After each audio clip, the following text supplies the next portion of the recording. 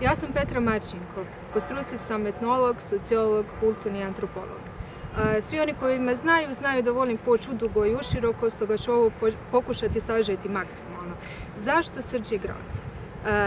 Jer vjerujem da stručnošću, transparentnošću i aktivnim građanstvom možemo doći do grada po mjeri Dubrovčana.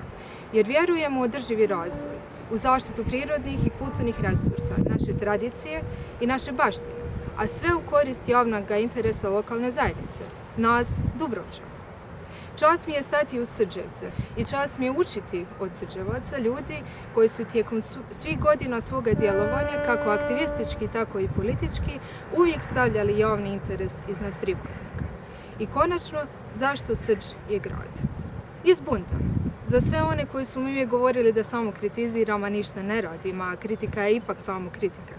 Njih pozivam da zajedno razmišljamo, diskutiramo i planiramo budućnost, odnosno održivu sutra. Planiramo budućnost za mladost grada, jer grad vrijedi onoliko koliko brine o svojim mladima. A vi, mladosti Dubrovnika, bitni ste i vaše mišljenje je bitno, jako važno. Vaše djelovanje još važnije. Grad vas treba, Srđ isto, a Srđevci pogotovo.